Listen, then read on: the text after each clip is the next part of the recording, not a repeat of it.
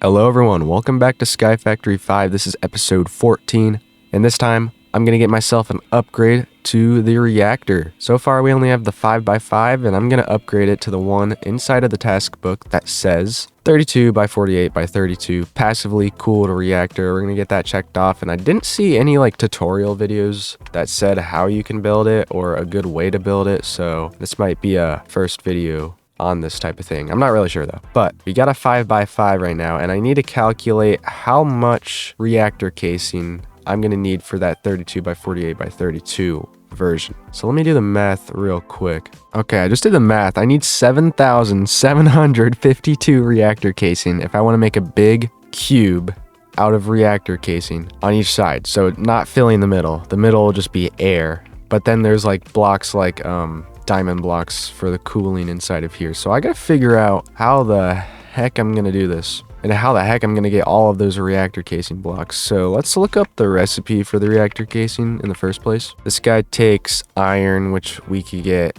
plenty of. Let's be real. Actually, let me do the math on how much iron I will need. So I need 7,752 iron ingots. I need 7,752 graphite ingots. And I need 1938 uranium ingots, which, to be honest, that should be an easy thing to do since I already have 1728 inside of that chest. So, honestly, it's easier said than done, to be fair. But I think the iron's going to be really easy to do along with the uranium. But the graphite, I kind of forgot how you craft that. Oh, you get it from smelting coal down. You know what? This could be my excuse to make an automatic log farm, because I need a lot of charcoal or coal, whichever, to get graphite. And you get charcoal from trees. So maybe I should build that first. Let's do that. Okay, I looked up a really nice tutorial on how I can make a tree farm using Create. So first of all, I'm going to get myself a water wheel. This guy right here, a large one, which is a little bit better than the small one. And a bucket of water, so this thing can move in the first place. And I'm going to build it over here. Or actually, I'll just build it behind this contraption, only because I don't want to separate the Create stuff into two different areas in my base. But here's a nice area for me to build this contraption on. I gotta build a water wheel kind of in the center, so I'll just do it here. And I built a nice place for the water to go and the water wheel to go, so look how big this thing is when I place it down. Jesus Christ. And then I'm gonna place the water here, and then place the water wheel here. So there you go. It's spinning at 512 standard units. I don't know if that's what it actually stands for, but that's what I'll call it. And then here's the fun part. This is where I put dirt around it. This is for where the saplings are going to be placed and such. I also need another block called mechanical bearing, so I can almost create this. I just got to get andesite casting, which honestly I should make a bunch of those since I keep needing it and I never have them. Alright, 10 should be good enough. So put that in the system, craft the mechanical bearing, put this guy right here. So that's the wrong way. There you go. Then I need 6 blocks of these things called linear chases, which is pretty easy to create. Either logs and andesite casting or a different method, but I'll just do the method that seems the easiest and gets me the most, which is this. So 3 and 6, and I'll place them down just like this so they're in a straight line. And these guys will be super glued together or super slimed, whatever you want to call it, because Create has this super glue, which I can't create, but now I can. Super glue, I go to this guy right here, I just click there, and then I click there. I don't hold and click, I just click and then I click. So this whole section is super glued together. If I move this, then this will move too. Let me show you after I do the rest of the stuff. So let's get some mechanical saws. That's going to be the thing that cuts down the trees. So again, from Create, saw, need 5 of these things. So 15 of these. 1, 2, 3, 4, 5. 1, 2, 3, 4, 5. Then I need some deployers, which is another thing from Create. That takes brass hands, which might not have enough of, but we'll see. I need 20 of these. Oh, I got enough. 1, 2, 3, 4, 5. 1, 2, 3, 4, 5. Oh, nope. I'm out of casing again. There we go. Number 5. So go back to the saws, and then I'm going to place these deployers pretty much just above them. So just by doing this, break those, put the deployer here, That's the wrong way. Maybe like that. Oh, what? Why is it going the wrong? You gotta wrench this thing around. Oh, yeah, that worked. So that looks good, and then I can just keep placing them. Oh my god, I put it in the thing. You can see I struggle to place stuff in this mod. Oh my god, I did it again. Just don't click the filter on accident. That might ruin some things. So there's that so far. It looks pretty good. Then after that, you're gonna put in your tree of choice. I think it should be like a linear tree, like an oak or spruce, but let's see if acacia works. If it doesn't, I'll be kind of sad. I need to disperse it among 5 slots, so like that. Some can have more than others, so put that there, this there, that there, this here, and this here. And then I'm gonna put some more chases down, like this, if it actually went linear. Oh yeah, that works. Same thing here. Then I grab 3 barrels, put them there, and then I put the saplings in the barrel. So I think they just take from the barrel. I'm not really sure. I'm watching a tutorial video, so if you want to watch it too and get like a better view of it, I'll put the video in the description. Anyways, it wants me to re-super glue the stuff again, so I do it to there and then click here. So that's connected. And then I click this one, pull it all the way over to here, and then I click this and put it to here. So I think it's all super glued now, to the point where I can click this and it will start spinning around. But first of all, I need to put dirt from here to the middle here so that the trees can be placed down and the saws will cut the trees once they're grown. So let me do that real quick. All right, I think I'm about done patching this up with the dirt. And I don't think it has to be grass, but here it is. We can go ahead and turn it on so you can see that it's actually planting the acacia saplings. Doesn't quite get to the outer part of the dirt, but it covers pretty much everything. And inside of this barrel, you can see that it's taking stuff from. So somehow those saplings go inside. And the saws, I'm pretty sure they're going the wrong way. Yeah, it's definitely going the wrong way. So let's see if I can move it. Can I come to the, oops. Can I just go to this and then, no, you can't change the angle it goes. So we gotta switch around the water, and I can do that just by going here, taking the water. Okay, I messed around with it enough. If you're trying to make it go a certain direction, put the water in the corner instead of in the middle. If you wanted to go counterclockwise, put it in the right. If you wanted to go clockwise, put it in the left. That thing took me forever. But there you go, it's working now, so I can cover it up. I will get hurt by the saws if I go next to it, surprisingly, because my armor's like, God, my armor's insanely OP, and I don't know why it's hurting me so bad. But we can put the saplings in the barrel now, and they will all, at least I think, place some down. And then when a tree grows, it'll cut it down. So let's just wait for that to happen. There's a tree, so it's gonna come around, the saw's gonna hit the bottom, and then, you can see it's breaking. There you go. Tree has been broken, and I think the stuff goes into the barrel. So cool, right? Now there's one thing I'm kind of unsure of, which I'm gonna stop this for. Yeah, this right here. So sometimes the items from the barrel, like the logs, will go into the hands. So make sure you filter the hand to only use acacia saplings or whichever tree you're trying to grow here. And to do so, I'm pretty sure you actually gotta you gotta click that. So if I take that from there and I put that there, the log won't, oh, it will. I don't know. Just try to make sure each hand has the acacia sapling filter on if you're using it. I honestly think you just gotta make it so that each of these deployers have an acacia sapling filter on. And just a test, let me rotate. Okay, yeah. I wanted to make sure the deployer kept the thing that's filtered there. So I can rotate these around and then flip them back so that each of these has the acacia sapling filter. Perfect. Now, I think it'll work a lot better, but I might have accidentally undone the super glue when I put a log somewhere. Nah, I think it works still. Okay, so I'll start this back up if it lets me. There you go. That'll mine all these trees, and hopefully it never places down a log. But there we go. Infinite wood. Let's go. So that turns into infinite charcoal, which means I get as much graphite as I ever need.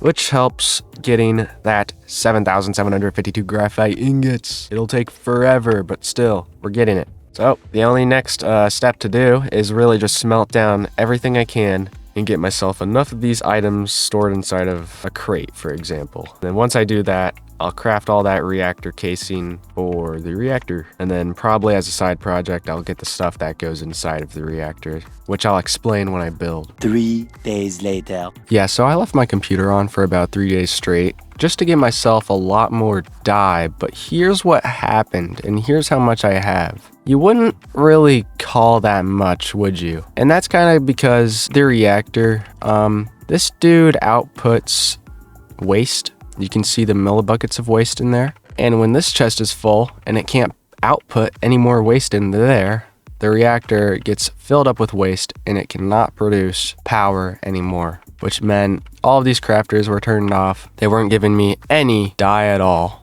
because they couldn't craft it, which means they didn't send it, which means all of this is probably about like 5 hours work. So don't make that mistake. Make sure your waste is either a black hole unit or you regularly check up on it to remove all of your waste or cyanite. And honestly, I don't even know what you do with cyanite. I'd probably just trash it.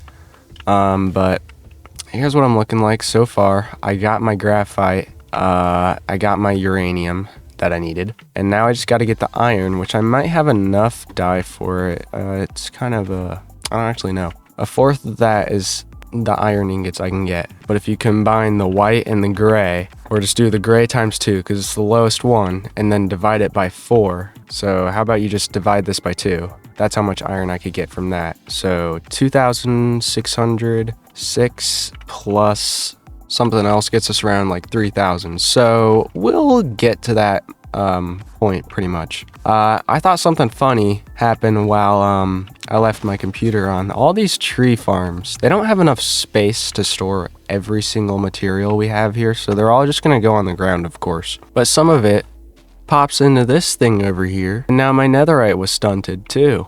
Not so much, but enough to make it kind of annoying, and you gotta remove it from here. But the crusher's gone from this side for whatever reason, and the cogwheel from here is gone. Anyways, I got myself the resources to get all of those reactor casings, but there's one thing that's left. It's the inside. I'm not really sure what I'm gonna do for that, so let me watch a quick tutorial video on how this whole mod works so I can try to develop a good, nice reactor. All right, fully indulged in that video. I think I'm ready to build this thing. So let me get all these reactor casings that I'm gonna need, along with a builder's wand. And I'm gonna build this reactor behind this one. I'm probably gonna have to do like a whole nother reconfiguration because this is a 5x5 and I kind of made my base so that the center is a 1-block center instead of a 2-block center, because this new reactor, it's even by even by even. And this is odd by odd by odd. So my new middle is gonna look a bit strange, but let's build this thing right behind this. And then I'm gonna make it wide. The 48 side is gonna be this one. The 32 is gonna be that one, and then 32 above as well. All right, so just to grasp the size of this thing, that's 48, that's 32, and that's my 5x5. So this thing is about the size of my base, and it's only gonna get larger because it's gotta get tall. So let me build the walls. Okay, there's one wall. That's how tall it is. So this thing, oh my God. Every time I look behind me, I'm gonna see that. And that's what it looks like when all of the walls are put up. So I'm not gonna fill up the top yet. I'm gonna come back in here through the top to build the inside, but this is what it looks like. Pretty humongous.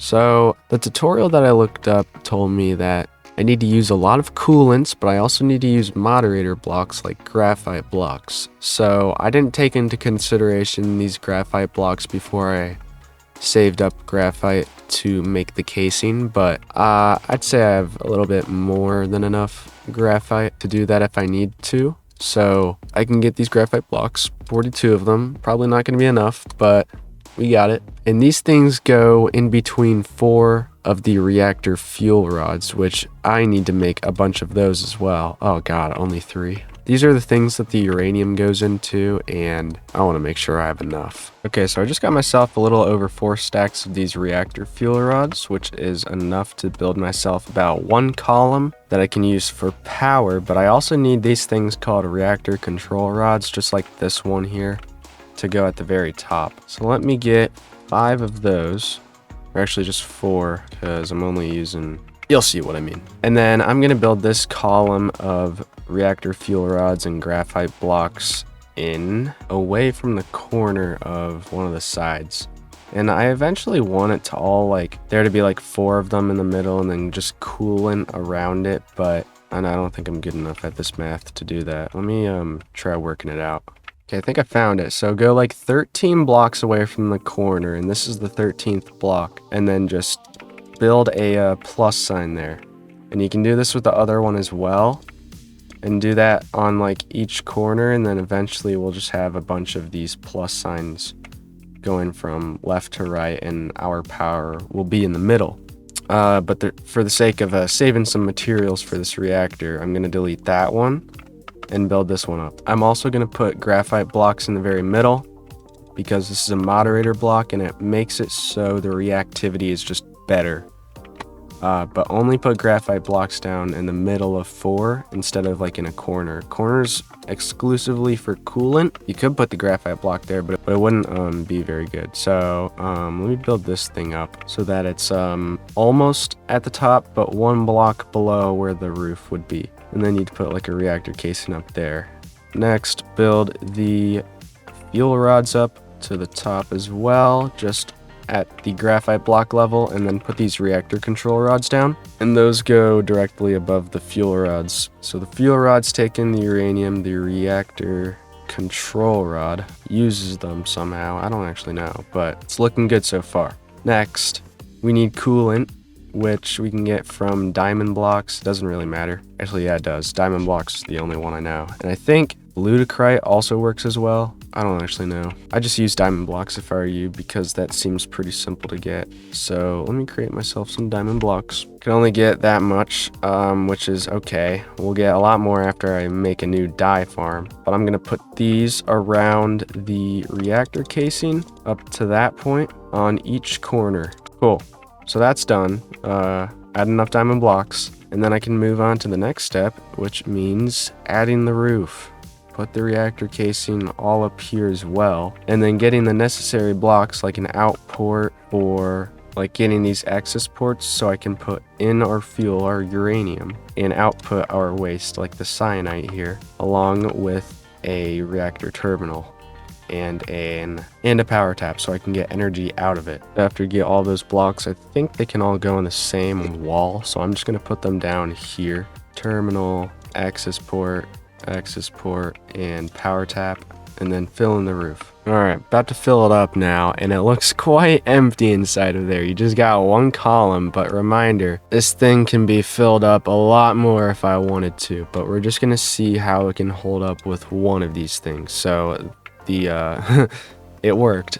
The reactor closed up, and you can see that now, and it tells you, it doesn't actually tell you how big the reactor is, but we'll say that's input, this is output. But anyways, we can start putting stuff inside of there. This tells us that it's freezing. 293 Kelvin. Is that absolute 0? I don't know. I forgot. But let's put stuff inside of there. So I think I have some like uranium I can just use.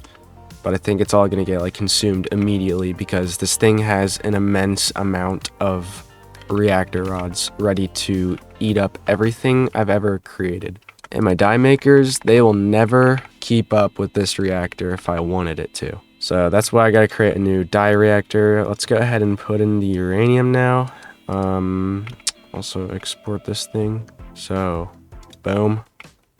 This thing has fuel now, and that was like 4 stacks. It only filled up to like half. That's awful. But we also need, oops, can I like separate these somehow? Can I do this? Yes. There you go. Output. So input, output, turn on. The temperature is rising, but I don't think it's going to get too high. You can see that it's producing, oh my god. Look at that MERF. Look at the MERF on this thing, first of all. 9.7, 9.8, kind of struggles keeping up there. It's only producing about 300K. This thing's producing, oh, Jesus, like 5 million RF a second. That's pretty freaking good. And the temperature rises a lot slower than this reactor. This actually goes over the temperature, and I'm thinking this one probably will too, but it rises a lot slower, which tells me that it's never going to get to the point that this one does, which means it's going to be so much more efficient. So I think this is going to be a really good reactor to use in the future, but there's no way it's keeping up with everything else. I'll just hold the power in it for now, but this is definitely something I'm going to have to use after I get the beautiful new die maker. But that was a pretty short one. Really long for me because I had to wait like 3 days to get the die, which I didn't even get, but still. I hope you enjoyed me getting this 32x48x32 reactor. It could definitely be filled up a lot more, and I'm hoping to do that in the future, but I just don't have the resources right now. If anybody has like a suggestion for which die clicker machine I should use, like which video I should watch, put it in the comments. I'm interested. I've already looked into it and I really couldn't find anything too good of a tutorial to make over, and if it was good, it was a really long video that I didn't want to watch. But I'm desperate now. This thing's terrible. It's way too slow, and getting sand too, that's probably not going to keep up with the newer die maker. So let me know. But anyways, I hope you enjoyed this video, and I'll see you for the next one. Goodbye.